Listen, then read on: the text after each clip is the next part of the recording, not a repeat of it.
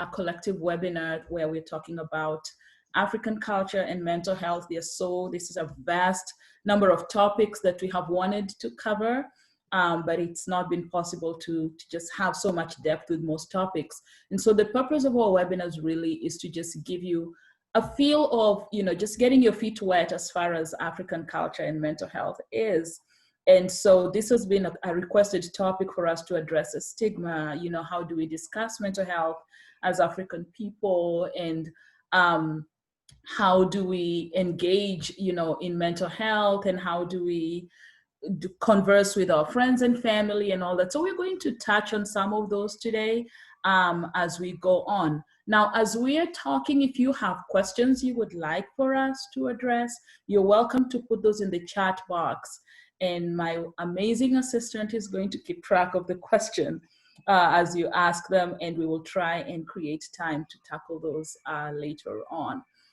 So I'm just going to go ahead and get started. As you can see, I've put there Promoting African Mental Health. This is a network that we started actually as soon as COVID set in, because we just thought about the impact of all the stressors we're experiencing as African people in the midst of COVID. And nobody's really focusing on some of the culture-specific stressors we may be facing, especially those of us who are in the Western Hemisphere.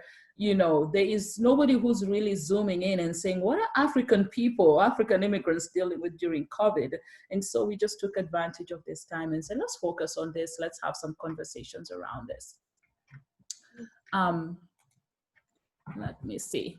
So why is mental health important? Why is this a topic that really we should be tackling, we should be focusing on at all? Now, African people are exposed to stressors similar to the rest of the world. We are not an exception. We are not, we're not that special that we are not touched by the stresses that people are dealing with. And so I just want for us to be aware that we are also touched by the same issues that everybody else, regardless of their race, their color, their ethnicity. They touch us, they affect us. And technological advancements have made the world a really small global village. Of course, it impacts everybody differently depending on how you're interacting with technology, but it's touching us. Sometimes I go on social media and I don't know something that happened in my own neighborhood, and somebody in Kenya is already posting that, did you know that this happened in the Washington, D.C. area? And I'm thinking, wait, that's in my neck of the woods and I don't know. So sometimes there's this awareness. If you go back in time 20, 30 years, we didn't have that much level of interaction with each other based on technology. But now with social media, with, every day what's going on everywhere in the world. And that is impacting how we are stressed today. And the impact of collective cultural and historical trauma in life experiences is emerging. As African people, we are resilient, but boy, have we dealt with a lot. So that impact of the trauma we've experienced, be it based on colonial experience, tribal experiences, the way our cultures are built, or just historical trauma, it's beginning to show up. And I've written there, the impact was already there.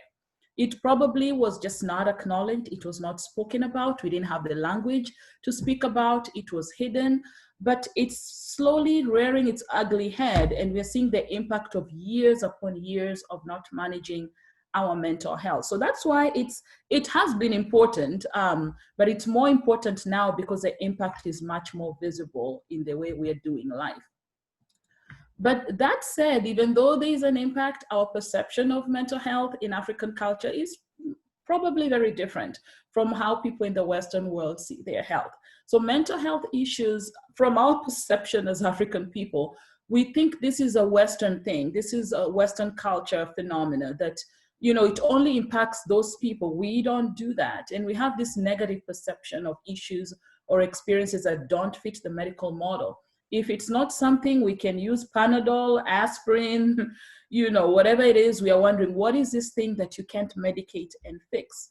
And part of that is because our cultures do not have a natural space for mental health. We have never built a space for being psychologically minded. Even when we acknowledge our emotions, we don't acknowledge them as part of our functioning, it's usually just, okay, she's crying or she's angry. We simplify the emotional and psychological wellness of our kind of the way we do life. And also there's a limited vocabulary for emotional or psychological issues. Do you know there is no word for depression in most African cultures? And so those of you who deal in mental health or treat people and you asked, you have this back depression, inventory, or you have all these other inventories you use. And some of the language there where they're trying to tap into people's functioning, and they say, are you feeling euthymic? An African person is like, what is euthymic? It just, we don't have the vocabulary for psychotic. You can think about how you would categorize people when they had mental health issues. We just don't have that vocabulary. And most of the psychological assessments and measures are based on Western language that we just need to find a place to fit. So our perception is not there because we don't have the language, and we rely heavily on alternative approaches to resolving non-medical experiences.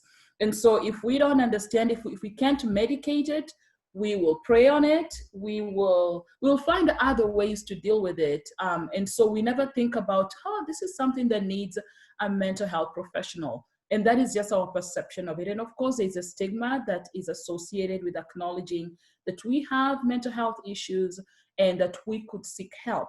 Those of you who grew up, actually, no, pretty much all of us, you can remember whether it's the city or the village where you grew up, there was always that one person that everybody thought was rather strange.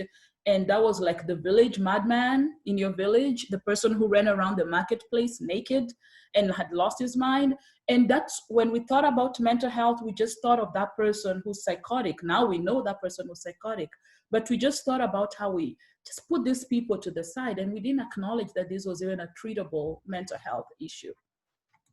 And so how do mental health issues show up for African people? I started talking about psychosomatic complaints earlier, and what that means is because we don't have the language to describe what we're going through most of the time, we talk about my heart is sinking.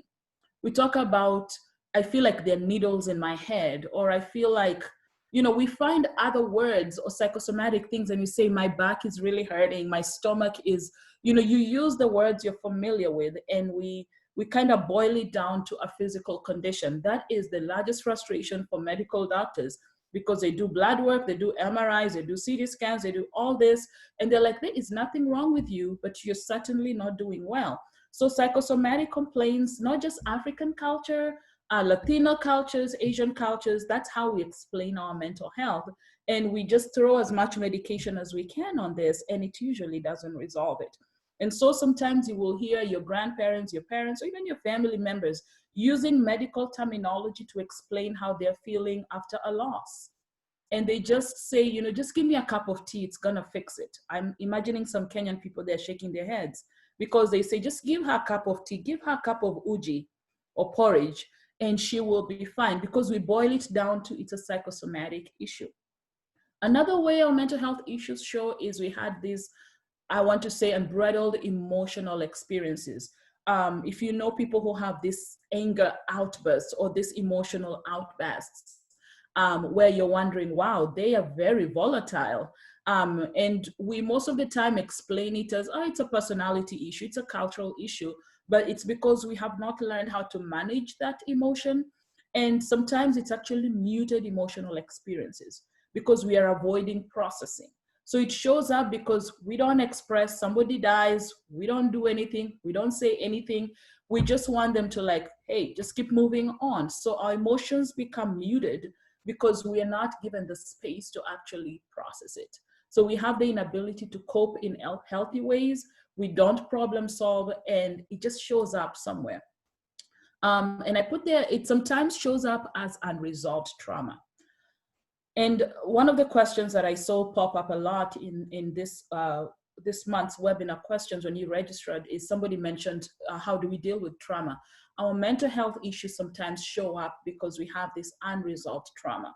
And that shows up in our relationships being dysfunctional, our relationships being really torn apart because it's emerging there because we don't have the tools, we don't have the ability to manage this. Okay, let me see.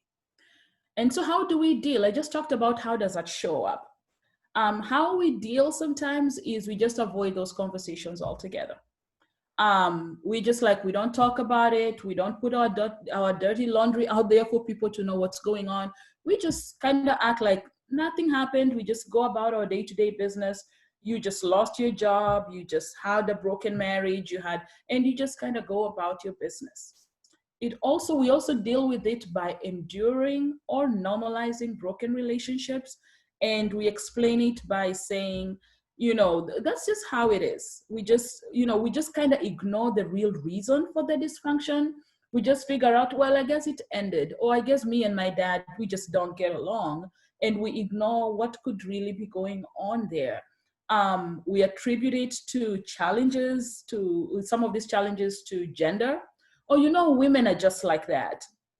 Or we say men are just like that. Or, you maybe you think of a family where there's a lot of domestic violence and abuse, and you attribute it to, if you provoke men, they can explode. So we actually are normalizing dysfunctional behavior because we just don't deal with, hey, this person actually needs to learn how to manage their emotion.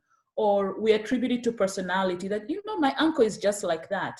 And I know you and I have been in those conversations where you actually attribute to, their personality is very interesting.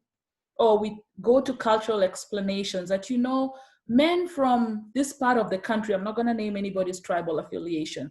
We say that, men from this part, this tribe or this culture, they just can unload on you. They are very volatile. They beat their women. They are the ones who, so think about fill in the blanks, and we give cultural explanations to mental health issues.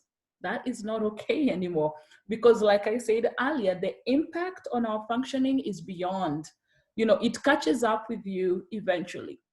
The other way we deal with mental health issues, we attribute it to spiritual or religious causes, the occult, it's just bad karma, bad luck, witchcraft, paranormal activity. You say, oh, that one is just bewitched. That's why they do things the way they do.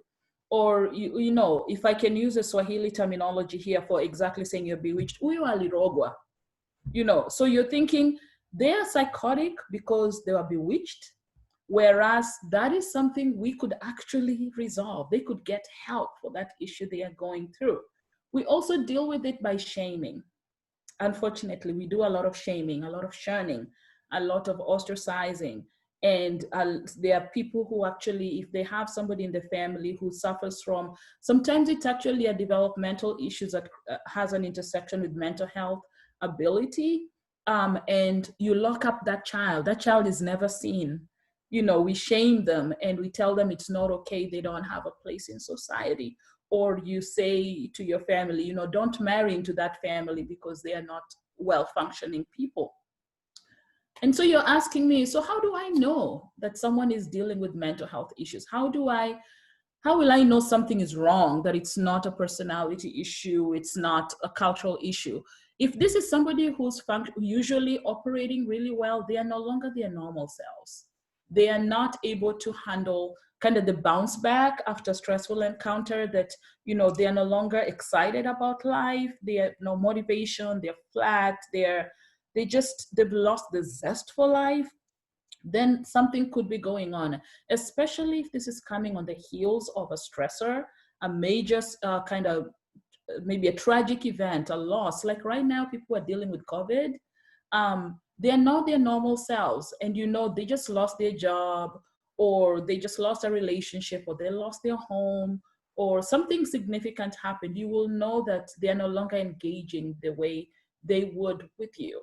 And they're not able to handle what we call daily hassles, daily stressors. They don't bounce back after they have experienced a stressful encounter. That's something that's really important for us to watch out for, to know that these people are not dealing well. And I know a couple of webinars ago, I talked about people exhibiting depression or anxiety symptoms. Those are the two probably common ones that you may be able to pick up on when people have interrupted sleep patterns.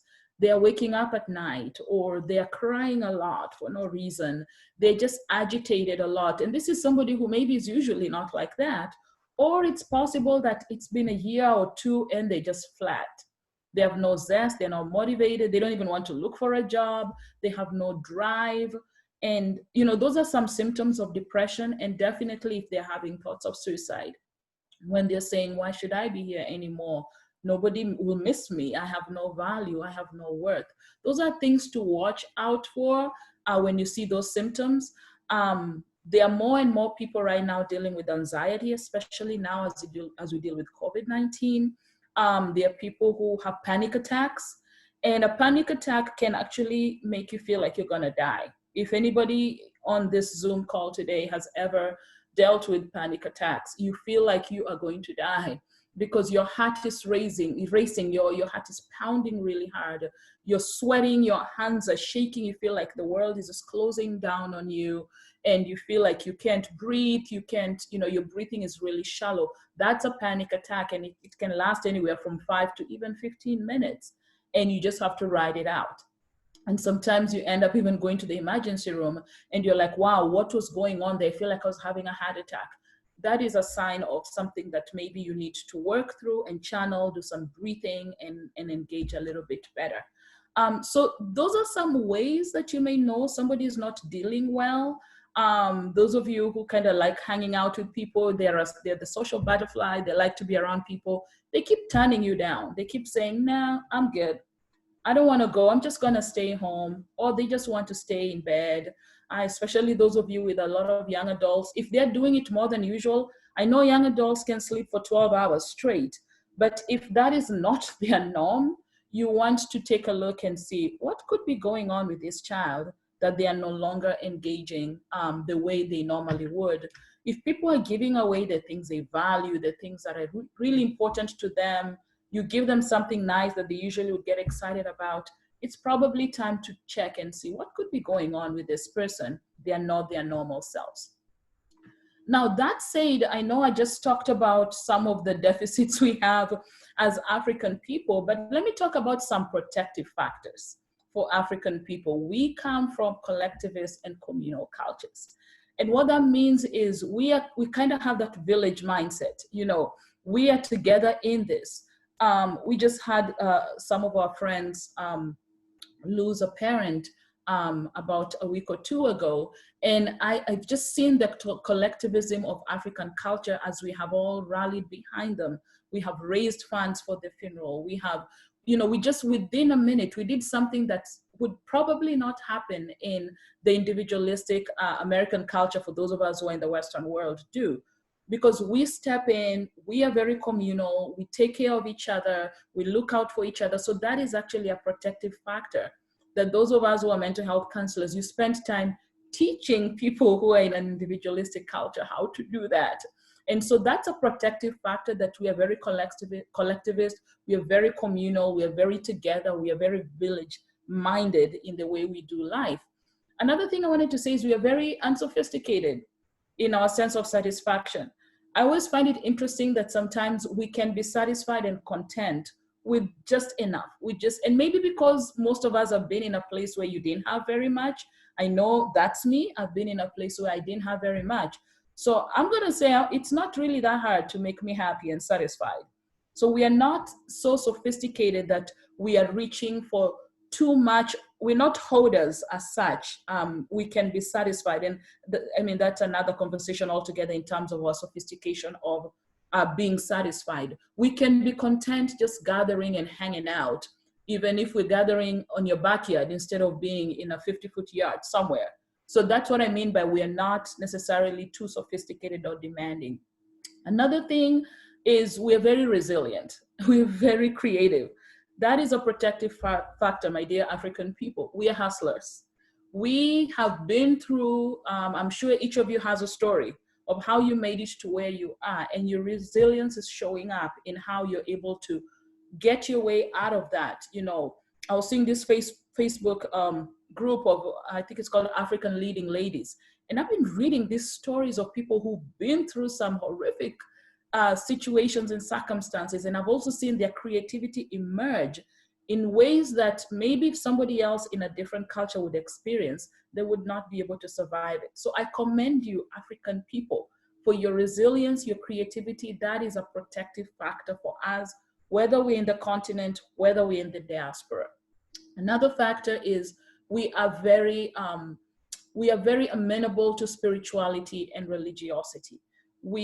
I'm saying this in a broader general terms, not everybody, but most of us were raised in a setting where there was some sort of spirituality embedded in the way you were doing life. Your worldview in your family, in your networks, had some spiritual components to it. And so that is a protective factor, because some of the research I have done in the past has shown that spirituality and religiosity is a protective factor when people are dealing with depression, anxiety, trauma, and all these other factors. So that is a good thing. I would tell you to hang on to that. Now, as I come to a close so that I can yield the floor to another person, so how do you discuss mental health with my family and my friends? Because some of us have already gone through the awareness that I just spoke about. You kind of know what I just said, but you're thinking about, so how do I bring this up with my people? I would say, just mention a few things and I'll yield the floor to somebody else, is employ a non-combative, non-judgmental approach. And what that means is don't come at people, kind of just wielding the hammer and saying, you need to go to a therapist, you need to, because that will push them away. They're going to say, nothing is wrong with me. But you want to come at them with a much more friendly, non-combative, supportive approach, and people may actually listen. And those first experiences when you're talking to people, you just want to sow a seed. I'm going to tell you that you probably are not going to get a win in your first interaction. I would be surprised if your first conversation with even your spouse or somebody, you tell them, hey, we're going to therapy to fix this marriage. I would be surprised if they just say, schedule an appointment, I'll be there. Especially if you're married to an African person, they will probably say, I don't need it. Nothing is wrong with me. I don't need a shrink. So you want to come with a non-combative, wise, non-judgmental approach and sow a seed and then come back some other time. You want to challenge the myth and the stigma and tell them that Mogoroki in your village, a Mogoroki is a madman. That's not what I mean is wrong with you when I say you need to seek help. So challenge that myth and the stigma that anybody who needs to see a mental health professional has lost their mind. So you want to begin to challenge that. And I talked about the protective factors. You may want to cushion it in spirituality and religious connections. And that is why our country, especially a lot of African countries, a lot of our mental health services are embedded within spiritual institutions. So that sometimes your pastor or your rabbi or your sheikh has a team of professionals who they work with, that they may say, I need, a lot of people call me and they say, I need a Christian counselor. And sometimes they may be more amenable to say, you know what, I'm going to go see a therapist if it's going to be somebody who can use scripture to talk to me about. So you may want to cushion it in that. They may be more receptive. Wrap it in academic and economic benefit or safe topics. Now, I deal with college students and I deal with a lot of African students. And sometimes the only way to get their parents on board with them getting treatment is to tell them this is going to help them do well in school. It's going to make them really excel. You want them to go to pharmacy school, medical school. If they come and see me and we work together, it's going to help them to build their skills to be able to excel in medical school. Because as African people, we place a significant value on academics. Most of the time, especially with the young adults, I get more buy-in with the parents when I cushion it in an academic benefit. Sometimes I even say we are working on how to help them do better in school.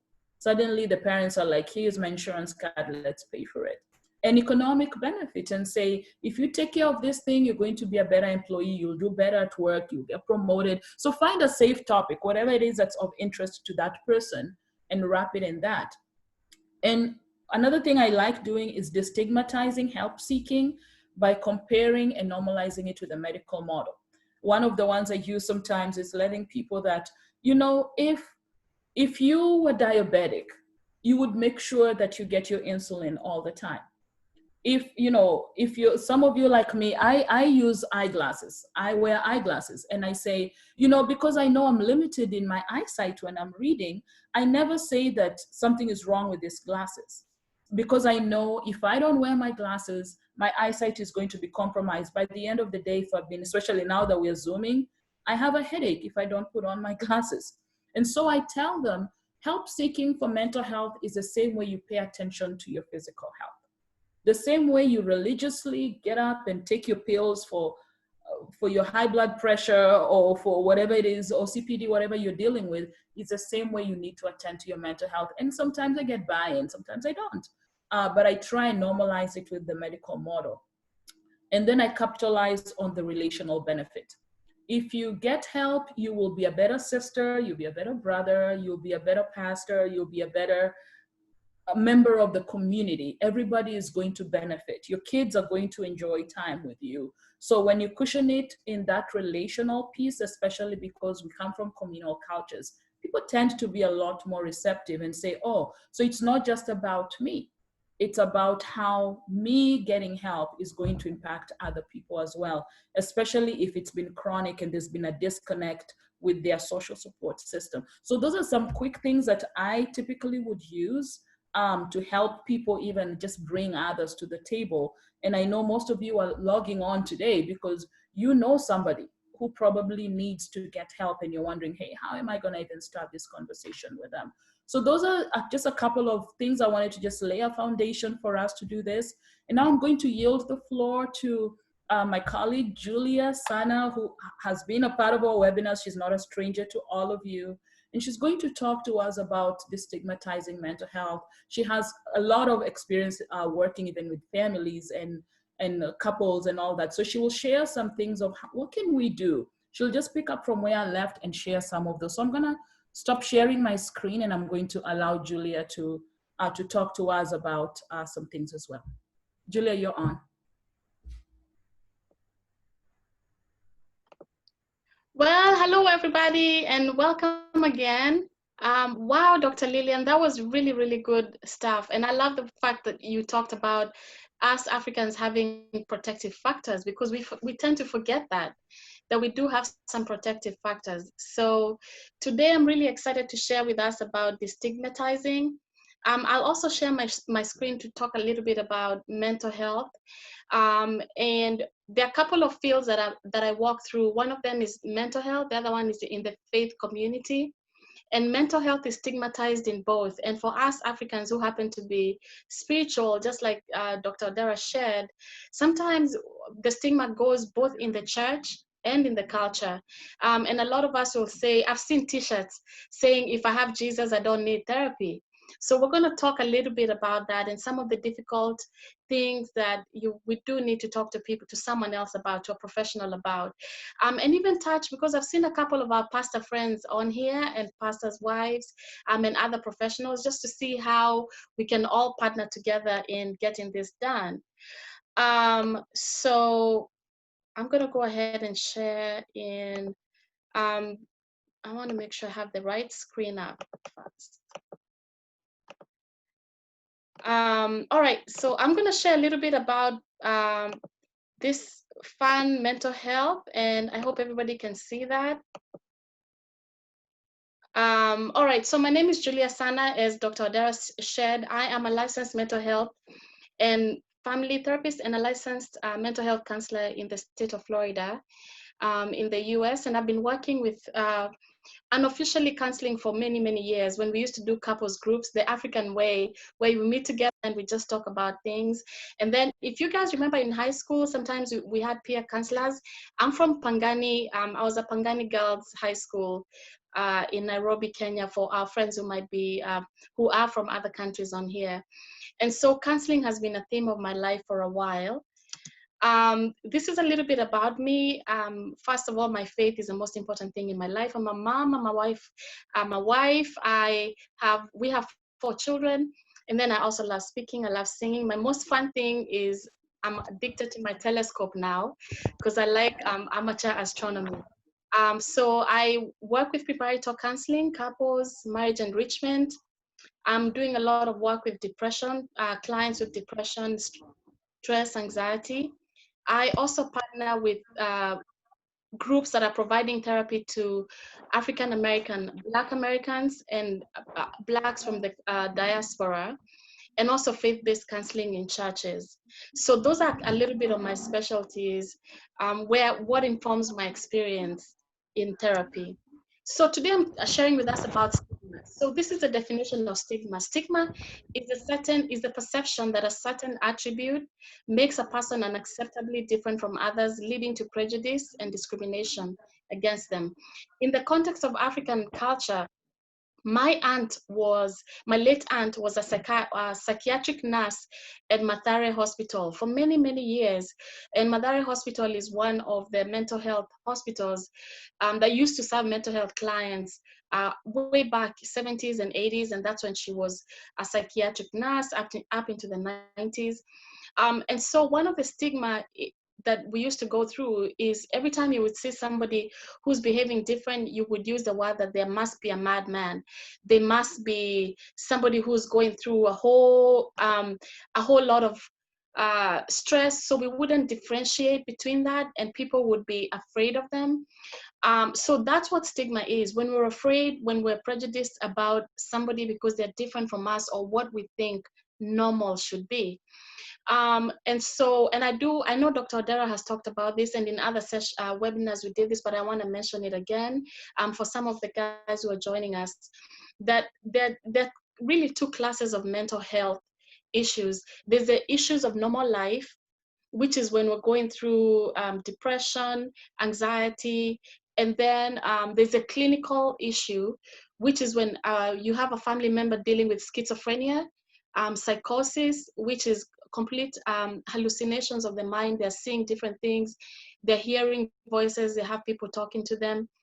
And then we also have in between bipolar disorder, which a lot of Africans are also going through right now, where you have manic and depressive episodes. And a lot of us will go through that idea of either stigmatizing them and not being sure how we want to treat them, not being sure what we want to do about caring for these people. And the good thing about Africa right now is that mental health has become a big conversation. I'm following through and I'm following up on all these conferences that are going on about mental health in Africa. And we have a couple of therapists from countries in Africa here today, which is such a blessing. The other issue, let me see, did my screen just freeze? All right, mental health is not a sign of witchcraft, a curse, or God's punishment, because those are the things that we've believed as Africans for a long time. People would say, oh, Amerogwa, which means they've been bewitched. If you're in the village, like our grandparents, then the thing would be they'd lock people up in a hut because they're like, oh, somebody has bewitched them, or you come and bring all these things to try and take away the witchcraft. But mental health issues or illnesses are not a sign of witchcraft. And I want to encourage us to share, because the words that we use with those around us really, really matter. And the thing is, for you guys who are on here, I highly commend you because you're already interested. So this is really for us to be able to share with the people who we are working with, our families and our friends who have questions and opinions about mental health. And then mental health is not a curse. It's not because you've been cursed by your grandfather, your grandmother, because you are a bad grandchild. Mental illness is not a curse, and definitely it is not God's punishment. So if you see somebody who's mentally ill, please don't tell them that God must be punishing them with a mental illness, because that is not how God works. God is a God of compassion. So let's treat each other with that compassion. And again, on here, it's really helping those who are out to help them, tell them to treat each other with compassion. So what does mental health stigma sound like? All right. How many of you guys have had this before? Either we've said it when we didn't know, or we've had people say it. You're faking it. Why you're doing this for attention? And I've had my kids say that sometimes about their friends in school, and have that conversation. It's not faking it. And then, can't you just choose to be happy? Why are you so sad all the time? If you just thought positive thoughts, if you just didn't focus on all the bad things, you could just smile, you could just choose to be happy, right? And then just try and exercise. And why do you think you're the only one going through this? There's so many other people who have it worse, which is the worst thing that we can say, right? Sometimes people will come to us with problems, and sometimes it's mental health struggles. They're depressed or bereaved, because grief is another issue that is really hard to talk about sometimes, especially when it's grief that's gone on for a while because it was unaddressed. And here's a very, very taboo topic for us as Africans: sexual abuse, especially sexual abuse within the family, which is what happens a lot, but nobody talks about. For the girls, nobody wants to talk about it because you're blamed, you're told it's your fault. What were you wearing? That's the thing people used to ask when somebody would report a rape. Or sexual abuse or molestation. Molestation is when a child or an adult is touched in any way without their consent, in a sexual way without their consent. That's not okay. It's never okay. It is never a child's fault that an adult did something to them, or even a child's fault that another teenager or a child did something to them. But sometimes people will come and say others have it worse, or you made this happen. So that's what stigma sounds like. So I want us to look at the things that we've said or the things that we've had before and be able to help others not to do it. Because ending stigma starts with changing our language around the issue of mental health. So on here, we have a couple of people who are saying, I want to talk about my mental health, but I'm worried about a couple of things that cause stigma. And these are some of the things that we've had. People say, I'm scared I'll be judged. And that's a real worry, right? I'm scared I'll be judged about this. Another one, people say the people around me won't be supportive or understanding, because they'll say, what? Someone else has it worse. Why can't you be happy? Why can't you get over it, right? Another one will say it could hurt my career. And this is really tough, by the way, because when you're dealing with mental health in the workplace, some bosses, supervisors, managers, GMs, they might not be able to understand when you need to take the mental health day. And I know at home, we're going to hear a little bit about Africa, if you're able to take time off for sickness, even when it's a mental health sickness.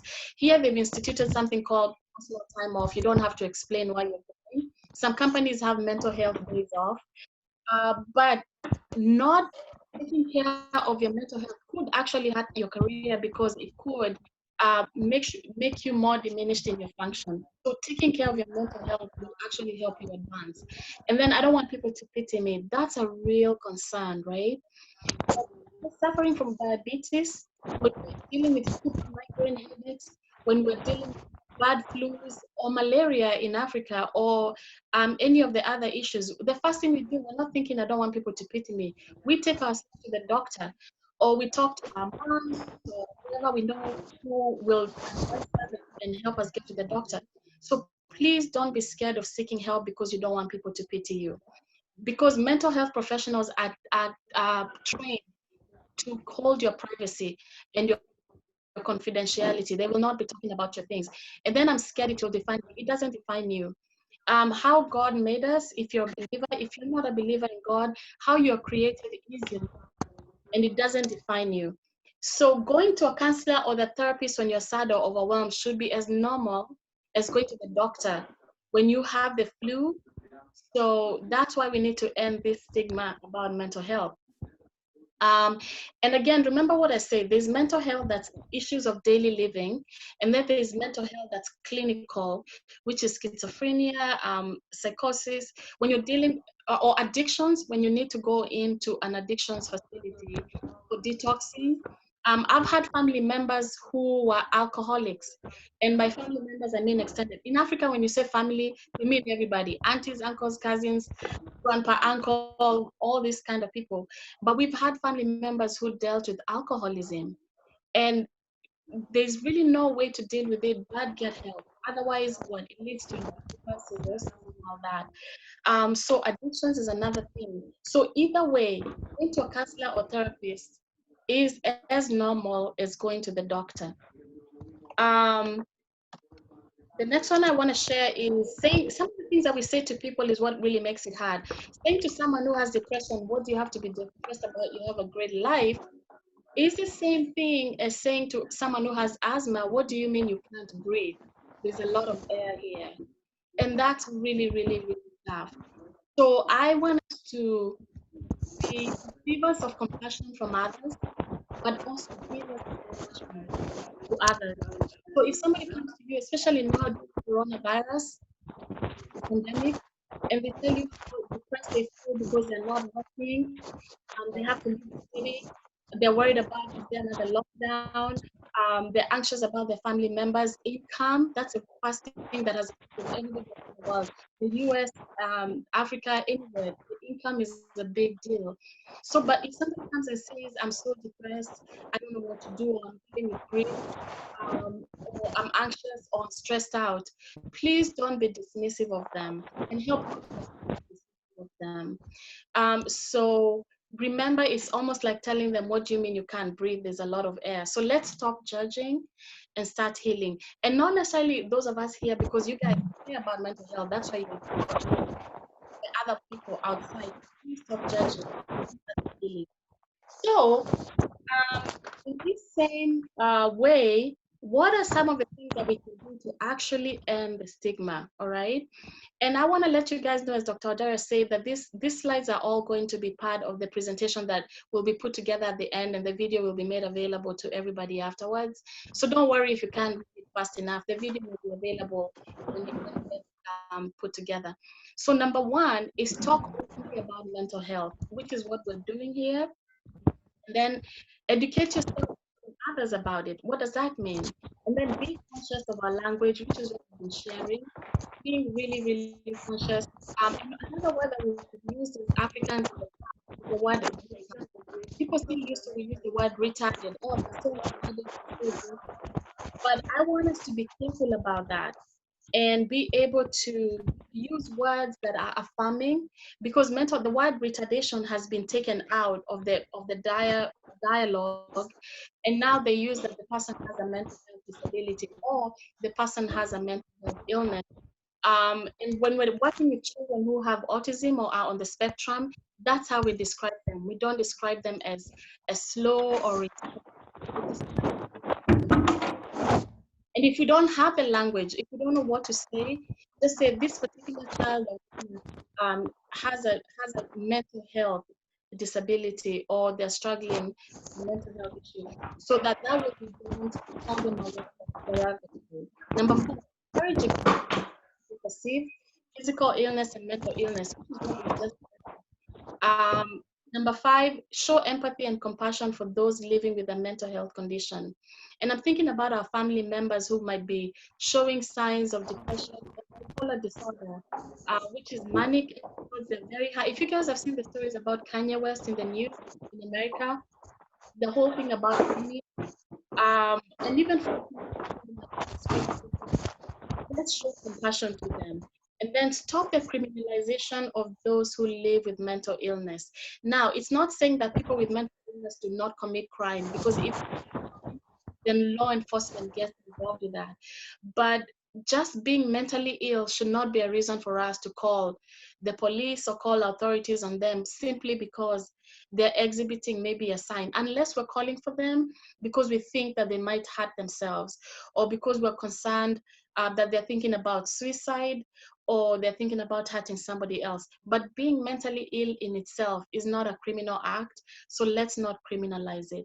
And then number 7, push back against people who live the way we portray them in the media. So you guys, that means confronting our friends and family when they say things that are really inappropriate about somebody with mental health.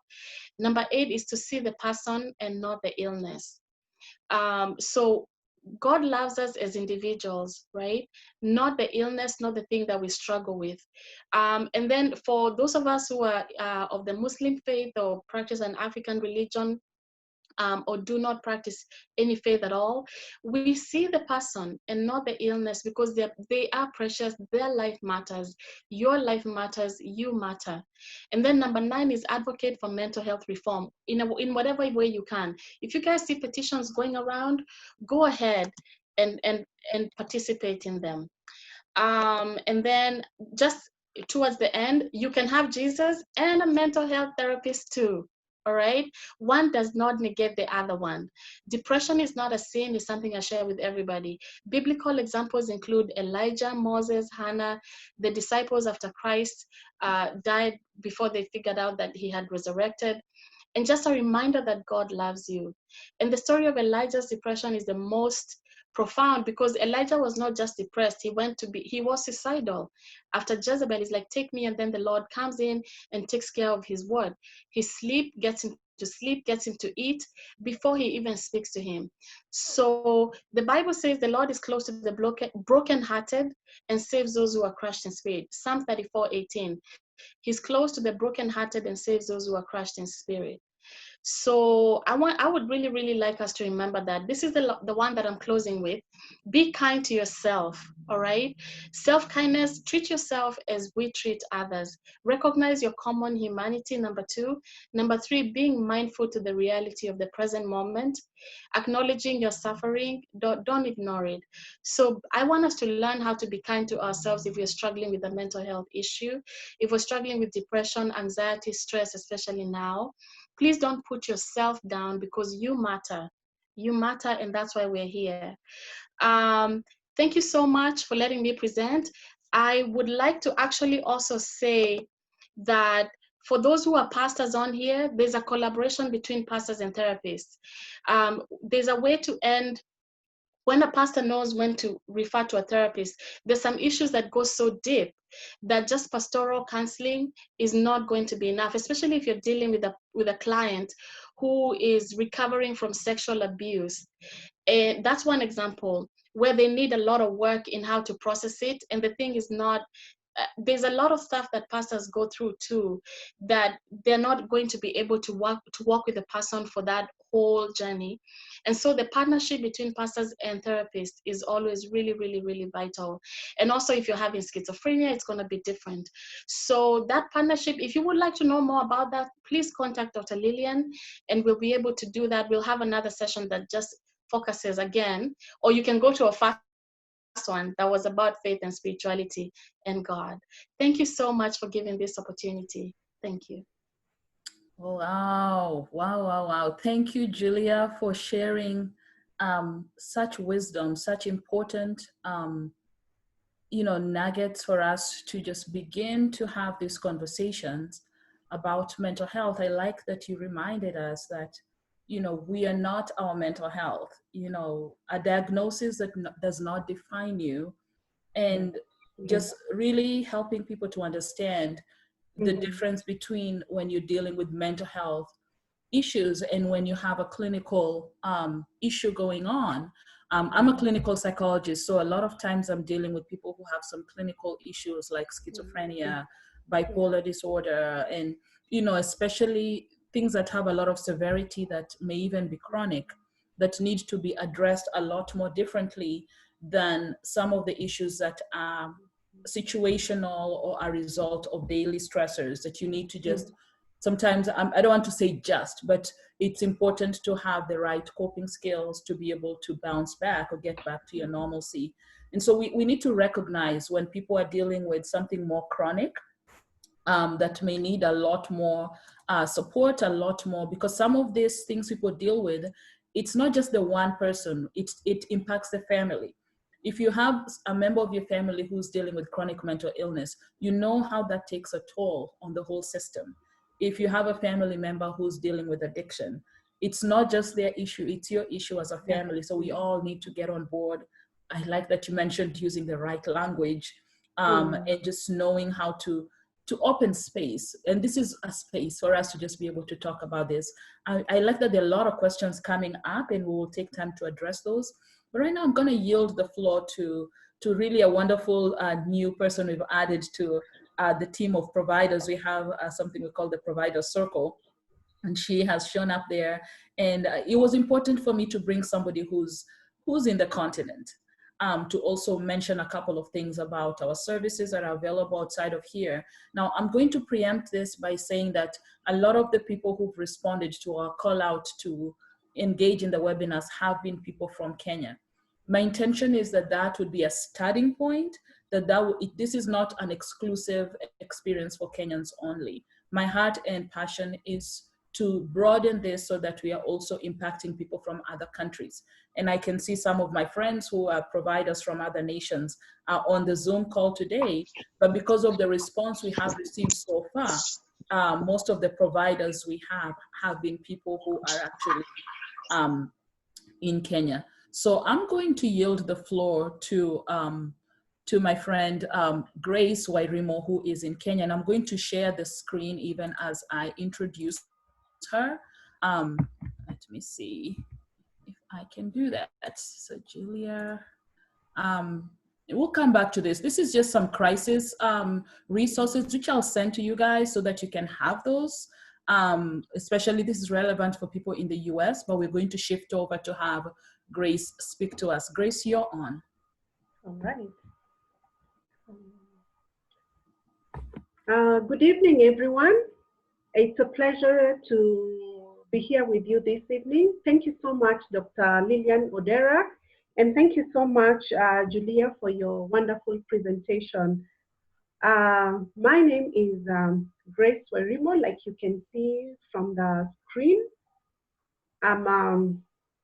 I love God with all my heart. I have a very close relationship with Him. And besides that, I like working with people, being part of their journey so that as we work together, we get to know one another, and I can assist them in a professional way to deal with psychological issues that they could be having so that they come up with better coping or healthier coping mechanisms. I'm a counseling psychologist trained here in Nairobi, Kenya, in the areas of marriage and family, child therapy, loss and grief, and I'm also a certified mediator, waiting to get what is it called, court annex mediation. That is also something that I'm currently working on. So I wear many hats. I'm also a consultant in the business field, having worked in the bank for many years and also being a managing consultant. So I'm happy to be with you, to be here with you this evening. And alongside me, I work with a colleague of mine by the name of Pascalia Mange. She has sent her regards. Unfortunately, she wasn't able to join us this evening. So we more or less do the same work together. When I say a counseling psychologist, counseling psychologists most of the time will use proven theories which have been used over and over again. That is where we borrow what we call interventions. And what are interventions? Interventions are techniques that a psychologist will use to walk somebody away from the issues they're struggling with to the solution, moving them away from being focused on the problem to this, let's explore this, but they're basically borrowing from theories, different theories that guys in the past came up with. So that is the essence of being a counseling psychologist.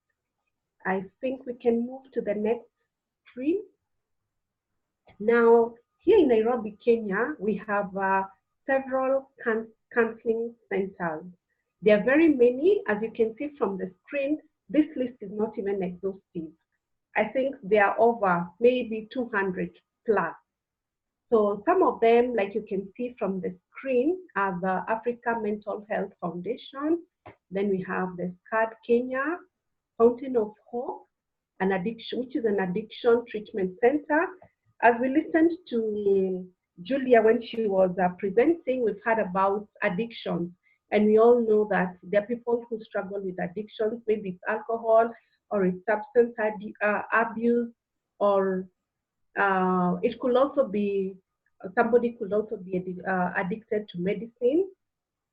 So there's that. And then there's also the Essential Therapy Center, the Retreat Rehab Center. Again, rehab is a recovery. A recovering addict sometimes will be taken to a rehab center to get more help, away from the normal situation where maybe there'll be other recovering addicts because of the support that they get from each other. There's Vizazi, there's also Mata Hospital, Tumaini, Precision. We have the Amani Counseling Center and Training Institution. Then we have the InnoStar Network. And I think I saw one of the participants, in fact, is from InnoStar Network with us here this evening. There's Living Hope. There's the Rural Rehab Center. We have the Holy Dove. We have Elite Psychological Counseling and Wellness Services. We have Panaka, Oasis Africa, Nairobi Place, the Roughly Lights, Massa Home, Job Abstract, the Bridge Center, the Power Halfway House. I'm sure we're familiar with what a halfway house is. This is normally for people who are facing domestic or gender-based violence within their home where they live. And Safeway House is a place they are normally moved from that environment, which is very hostile, and taken to a Safeway House as maybe the person who has intervened is looking for a permanent place for them, or how they can reconcile back to their normal place of living. Then we have the Lenjoy Consult.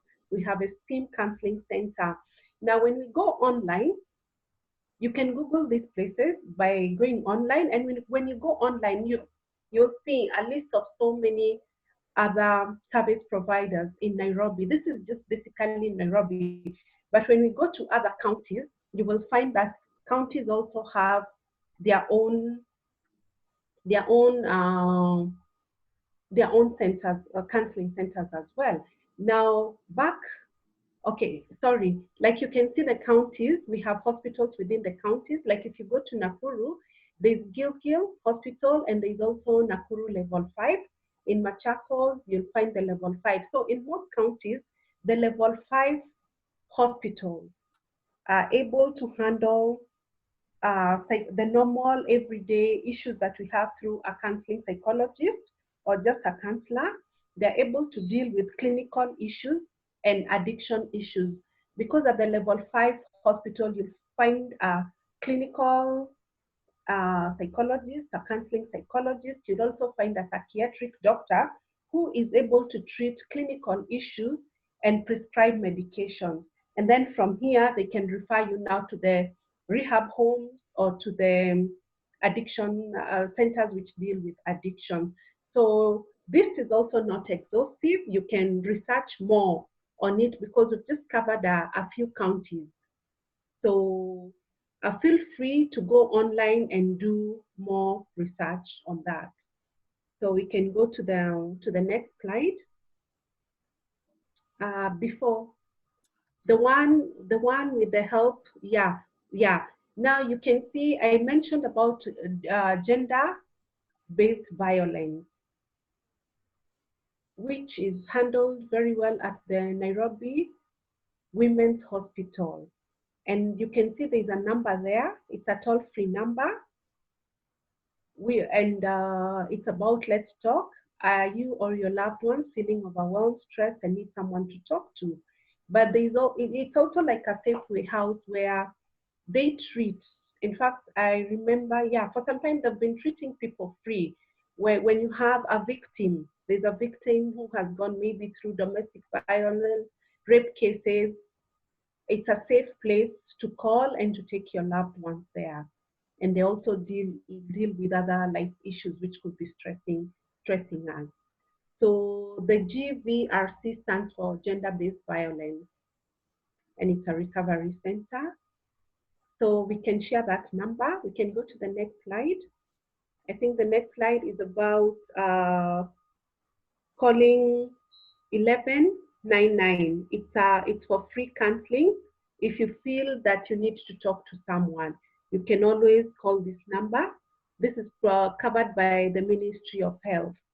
And it is okay not to be okay. We should never shy off from asking for help. Should you be worried, you need someone to talk to, it is okay to say, I need help. And let us demystify the word therapist, because sometimes people, when they hear the word therapist, they feel the word is even overwhelming, but it is okay to reach out to a therapist. There's nothing wrong with reaching out, and there's nothing wrong in saying, I'm overwhelmed. I need someone else to help me to walk this journey or to navigate through this problem. And during this time, as we're going through times of uncertainties because of what is happening, because of the pandemic, we're experiencing a lot of symptoms. Some are behavioral, others are physical, others are psychological, others are emotional. Sometimes we don't really cannot identify what is wrong with me. And there's no harm in reaching out because those are effects of loss and grief. We've lost something. In one way or another, we've all lost something. And we've had to learn new skills, like now attending a Zoom session like this and presenting in a Zoom session. Well, one has to up their game, in terms of IT and really know how to navigate, how to present, because we were so used to physical, everything was so physical. Even in terms of therapy, it was on one-to-one. Now one has to learn how to navigate and see their clients either online.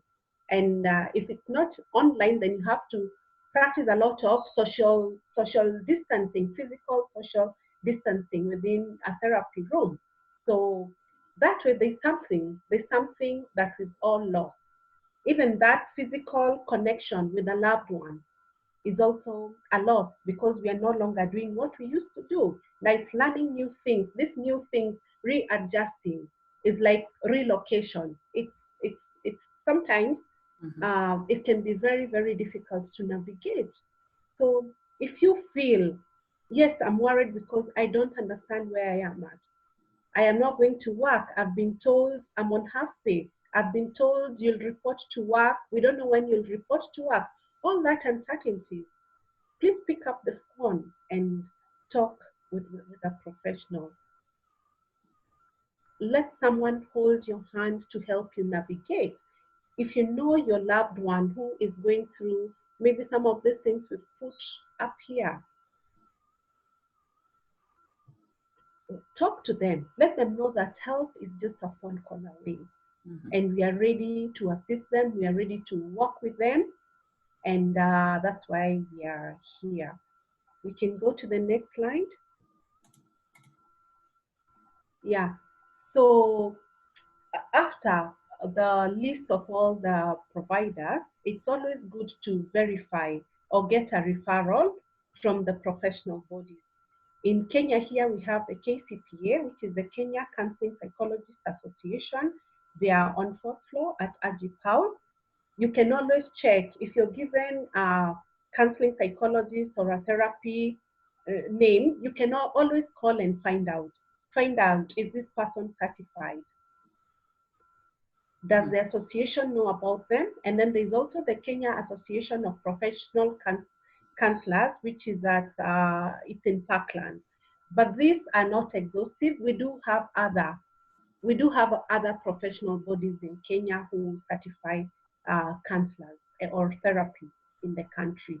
But it's always good to check out who is this you're referring somebody to, in case of referring to another person. So I think I'll end my presentation there. Thank you, Grace. Yes. Thank you. That is so wonderful. Thank you for sharing that so that we are, aware of the resources that we have in the community, not just here. I know some of us live and practice in the US, so I will be the first one to admit that I'm not well versed with providers, back home. And so having interactions with providers who are on the ground can give us some good insight of what is available, because the need is there, as we all know. And so thank you for sharing that for people to know. And like she mentioned, it's really important if somebody contacts you and say, hey, I can work with you, I can treat you. It's really important to verify their qualification, their certification before you give them your money and they want to provide you with treatment. because there are a lot of people masquerading, and I see this on social media, and sometimes it's like a circus. Everybody is like, I can treat mental health. It's not an easy thing to treat mental health issues. So you want to know that you're connected with the right people as well. And so I just want to mention one of the questions. We're going to take a couple of questions before we close today.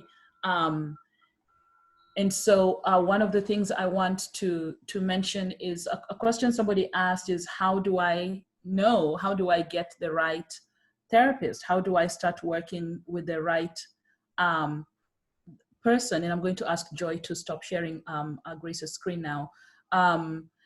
Is to know it's okay to, I like to think of therapy as dating. Therapy is one of those things that you want to check somebody out before you kind of show your heart to them, before you get to connect with them. So the same way most of us look for a therapist, the way we look for a medical doctor or a gyno or whatever it is, you usually don't just close your eyes and pick somebody and say, this is the person. You want to be able to decide whether this is, Joy, you can stop sharing Grace's screen. You want to make sure that this is somebody that you feel comfortable with. And you can go for a session and decide, I don't think this person gets me. And here in the US, it's really challenging to find people who are culturally competent. And one question people ask is, how do I find the right person? And sometimes you go to them and they're wondering, what does this person even know? You tell them all the stuff you've been through, especially those of us from Africa. And then I know I've been to a therapist and they said, you've been through that? How are you even walking around right now? Because we all have a story. We all have that resilient journey we've had to get to where we are. And so sometimes you talk to people and they're like, that is so strange, especially those of us in the US. You talk to somebody and they're like, wow, they have these assumptions about where you're coming from, how you should function. So take time to sometimes get a referral from somebody else. Those of you in the US, you can ask us who are in the field, and I may try and get you somebody who's culturally competent to work with you. You may also, and if you don't like what's going on, the thing with us African people, we are very agreeable. And you ascribe too much power to your therapist. And so even if it's not working, you're like, I guess I'll just keep going. You don't have to go if you don't feel that this is somebody you can open up to. So you want to continue that relationship if you can open up. If you want a therapist of color, we can help you to find somebody like that. I'm going to send you some resources on email of where you can find culturally competent clinicians who actually maybe focus on working with people of color. And so that's an important one. Now, a question just popped up on the chat box about when you go to a therapist who's part of your community and then they share everything with everybody else. That's unethical and that's illegal, because as mental health professionals, we're supposed to keep the information you share with us in all confidentiality. The only time we disclose is we are disclosing that because you're a danger to yourself or other people. And we don't even disclose that to you, to your mother, to your family. I am supposed to get you the help you need, whether I'm calling the police, whether I'm taking you to the hospital, whatever it is that I need to do. And so if any of you has had an experience of sharing your information in a therapeutic relationship with a mental health provider from our community, and then they shared it to the village, that's a violation of your confidentiality. Now, and I'm talking about if that happened in your therapeutic relationship. I will not say it's, I will discourage you from beginning a therapeutic relationship with somebody that you know. If you already have a pre-existing relationship, like none of you all on this call now can call me and say, you want to be my client. We can't do that. I already know you. We have another relationship. So there's a conflict of interest. If you say that, but I like how you work, can my kids come and be your clients? No, it's against the law. It's unethical for us to do that. And so we are happy to find you somebody you don't know, you've never met, you don't interact with, and that person may be a better fit for you in terms of being able to treat you. So do not ask the therapists who are part of your community if they can take you on as clients. You're going to have that conflict of interest, and then it's going to be really hard to maintain that relationship, and they really cannot do it. But we can find people that you can see. Try and not share too much of your personal information. Like the same way I said, a dating relationship, don't disclose too much of your vulnerable issue to just random people or therapists that you think, oh, they really know how to do this, because it may actually come back and hurt you. Another question that came up on the chat box was the idea of the intersection of Christianity and mental health. Because there's a bunch of us who are in ministry, but are also mental health counselors. And so some of you are probably used to maybe talking to your pastor, or even in your church, they talk about, I think Julia mentioned it, if I have Jesus, I don't need therapy. I have Jesus and I need a therapist. And I am a therapist. And so we are working on destigmatizing help-seeking behavior. And so I don't shy away from talking to pastors and ministers about the value of mental health. They may be able to counsel you on some issues, but there are some things that are beyond the scope of what they can do. And so I have become a champion for working with ministers to help them understand that it is okay for their parishioners to seek mental health help, for them to go to a therapist. You going to a therapist, like Julia mentioned, is not an indicator that you have no faith. It does not mean that you don't believe in God. And like I think both Julia and Grace mentioned about people in the Bible who dealt with depression. You know, Elijah has been mentioned, but anybody read Jonah?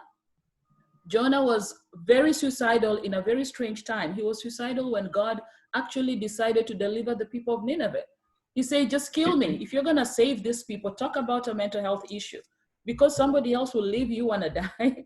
And that's an example of where it's actually a mental health issue. And so it's not like this mental health issue is this demonic thing that we need to put away. So I am happy to be that bridge with ministers and talking to them. And I've put myself out there because I'm a minister too. And Julia and her husband, they're pastoring, but they also do mental health work. And a lot of other people on this call who would be able to have those conversations. Churches are actually beginning to open their spaces to talk about mental health a lot more, because they're realizing the need is there, and not everything we can lay hands on and pray about and it goes away. So the journey has started, and we just have to just keep talking about it and talking to the ministers, and we will gradually get there. We are not where we were even 5 years ago, especially as the African immigrant community. As far as mental health, we have made some progress, we've made some strides. And so we will continue to do the destigmatization of that as well. I'm trying to see if there are other questions on the chat box. Now, we have a providers circle, which is something we started a few weeks ago. And we have mental health providers both, and it's been really well attended because we've had providers from all over. And so it's not just Kenyan people. And they are on this call today, and they're listening to me. Some of them are in private practice. They are all available, and most of them, you don't even know them personally. So it's possible that we can connect you with some of those providers so that you can be able to even begin to access the help. What happens sometimes is people reach out and they say, I need a therapist. And I can say, well, I can't see you, but I know somebody. I can find you somebody in Houston. I can find you somebody in, in California. I can find you somebody in Nairobi that would be able to help you. And most of you ask, can I get a Christian counselor? We are trying to build a network of providers to be able to do that. And so I'm going to ask Julia, if you have any final thoughts that you wanted to share with us about just accessing and seeking help. I see Anne's question. I'm going to address it in a minute. Julia, are you there? Can you share some final thoughts before we close? Yes. So everybody, thank you so much for coming out today and just being on here and listening to this conversation about the importance of mental health. One of the things that I want to share real quick is if you have a family member who is having a mental health breakdown, as we talked about the differences between mental health, which is issues of daily living, versus clinical issues. And clinical issues would be where maybe a family member is having a psychotic episode, or they're dealing with schizophrenia, or they're having a bipolar manic episode, and you feel that you need to call law enforcement. And I know we're from different countries right now, but if you need to call law enforcement, if you're calling in the US, please let the dispatcher know that you're calling about a mental health issue. There are some cities that have officers who are trained in mental health, and that is one of the people they will attach to the group responding, so that when they're coming out, they already know it's a mental health issue, and they know that it's not a criminality issue. And that could make the difference in how your loved one is treated and how you're treated. So please make sure you need to get them help, and you need to go ahead and call for help, but make sure that you let the people know that it is a mental health issue and describe what it is, so that when they're coming out, the officers already know what they're coming to face versus coming in blindly, because the officers also have to be safe in responding to calls. Usually domestic calls, they also have to think about their own safety. So I wanted to make sure that we know that. And Dr. Lilian talked about confidentiality, and maybe different countries that are represented here is to check on the confidentiality, the ethics panel of your particular licensing board.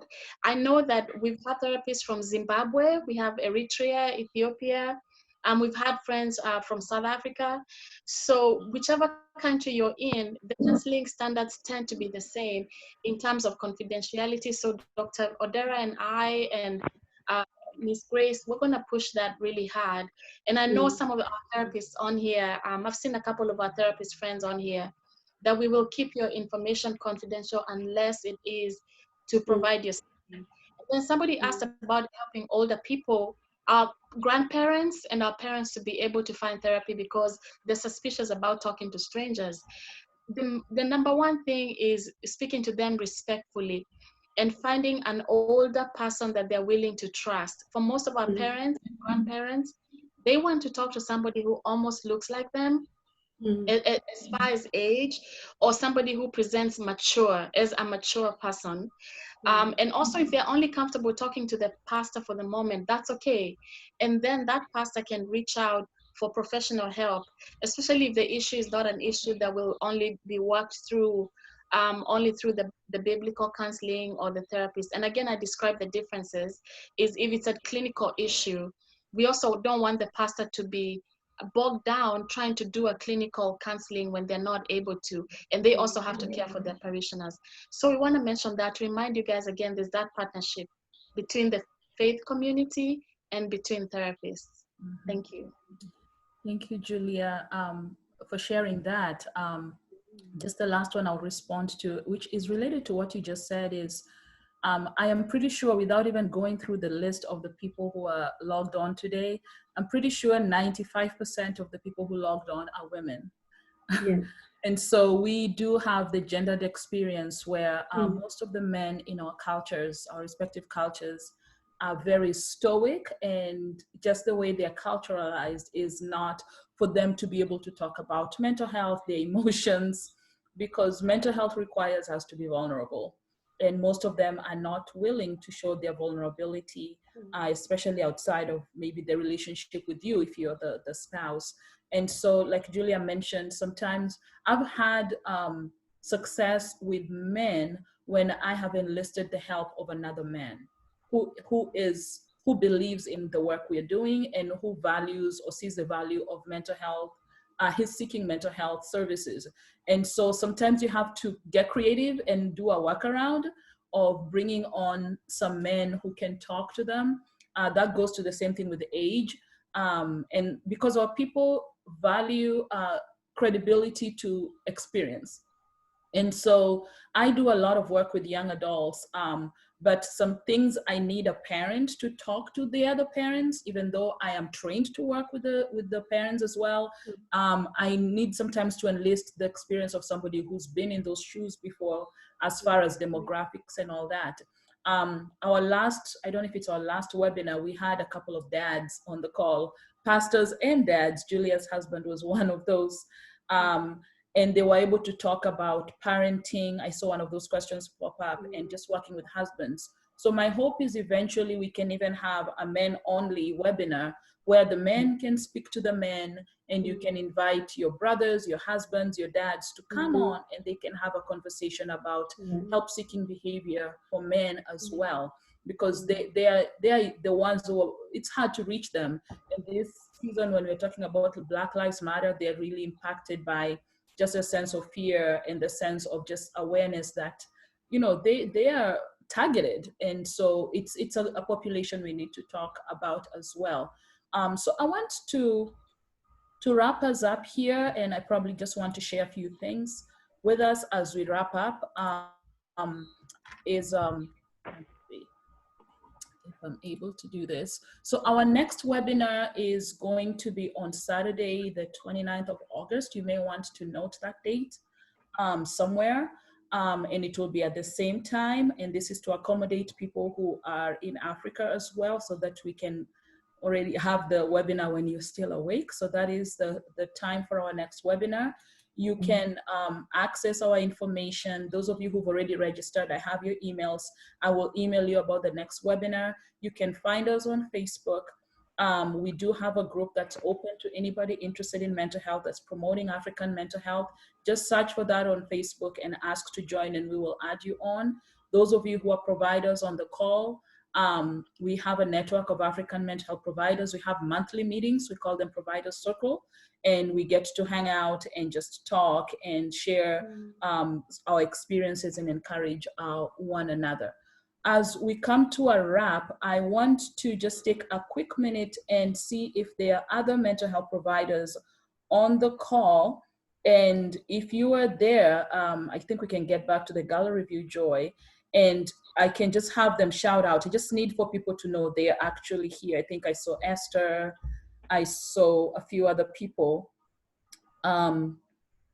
Lilian. Anybody there, you can just call out and say, I'm here. There is Charlotte. I'm here. Go ahead and introduce yourself real quick. Okay, this is Charlotte Amekina. And just like Lilian, I work with college students in the University Counseling Center in the US.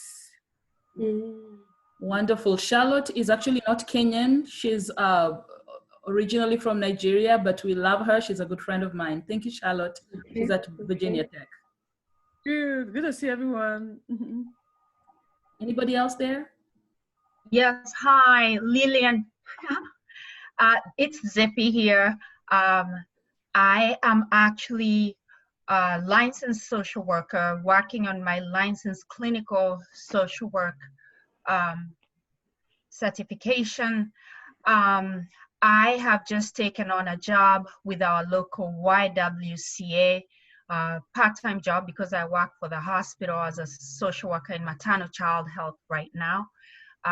And I will be counseling primarily women and their families that are of African descent. I've zeroed in a lot on the Congolese population, and I'll be receiving intensive training to address post-traumatic stress. And so I'm very excited about my new job venture, although it's very part-time. The other thing is I have a background throughout my training years in child and adolescent mental health services, in mobile therapy, behavioral specialist consultancy, and yeah, that kind of a thing. So yeah. Awesome. Thank you, Zippy. Zippy is in the Lancaster area, so anybody in Pennsylvania, don't hesitate to reach out. I see Esther. Yes, I didn't want to get left out, so I'm here. I am a licensed independent clinical social worker, and I practice in Minnesota, Minneapolis, Minnesota, St. Paul, the Twin Cities, where we have the big mall, the Mall of America. So all of you, if you want to get out somewhere with this COVID, you can come out here. So I work at the Center for Victims of Torture. So basically my work is treating people who have been tortured from their country of origin. The torture, when we talk about torture and trauma, it has happened outside of the United States. So a lot of my clients that I see they are all immigrants and asylum seekers and refugee status. So it's a profound type of work that I'm doing that involves a lot of commitments and that also needs somebody who can do a lot of self-care and some of the things that we have shared here. And I enjoy being part of this group because I've always wanted to have somewhere where I can call home and people that I can call my tribe. And so I am really glad in each time when we have this thing going on. Thank you, everyone. Thank you, Esther. It's good to see you. I see Brenda on there. Are you able to say something? Brenda Gore? Yes, hi. I will not use my video. My name is Brenda Gore. I currently live in Toronto, Canada. I just moved a few years ago. I've been in the mental health services working at different capacities for the past 20 years. I'm currently working in crisis services, but my interests mostly are on the intersectionality of how issues are connected in physical and mental health issues. Basically, people ask me, what are your interests? In the field, I do a lot of addictions and mental health counseling in terms of how your behaviors are influencing your health. And I'll just give a small example. I posted in the promotion of African mental health. I just posted something on uterine fibroids. It's a big epidemic in the African community. How it relates to your mental health, how it relates to your physical health, and again, how it intersects again with your sexual health. So those are my interests. So I looked at those. I help people and educate clients on what to do and what to look to at, and also advocate for themselves when they go to their medical professionals. God bless you. Absolutely. Thank you, Brenda. One of these days, we're going to have a webinar on sexual health and mental health. So, okay. Girls, we're going to be there, right? All right. I see Marion. I see you there. Marion Kenama, are you there? I think I see you on my screen. Are you able to say something? Okay, she's still on mute. Agnes Masharia, I see your screen there. All right, anybody else? Hi guys, my name is Agnes. Hi, Dr. Lilian. Sorry, I was on mute right there. Hold on, let me take this so you can be able to see me. Can you guys see me? Mm-hmm. Hi, my name is Agnes. I just recently graduated this year with my Master's of Clinical Mental Health, and right now I'm licensed. I do work in a crisis center right now, and I started 2 weeks ago, and I'm excited, and I work with youth and children and their families. Awesome. Thank you, Agnes. We are proud of you that you joined us in the field.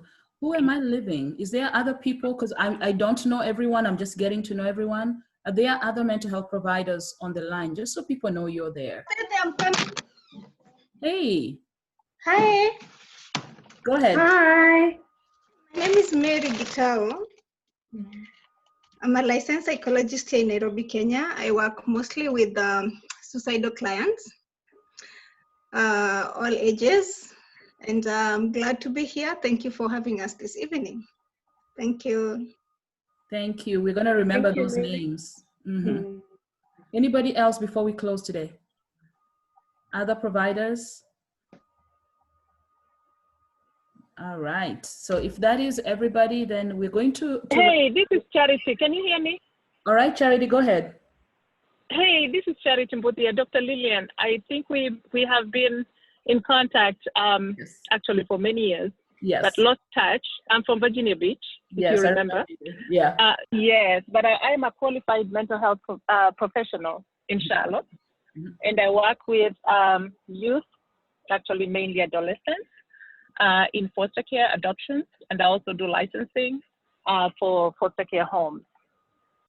So I am excited. I was very excited to be on the call. However, I've actually been dealing with a crisis since 3 in the morning. So mm-hmm.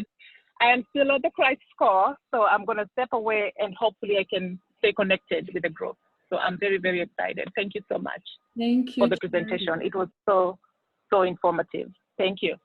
Oh, that's wonderful. It's really good to have you on the call. So I'm being intentional about this because if somebody needs services and they're in Minneapolis, I'm going to have Esther try and connect them.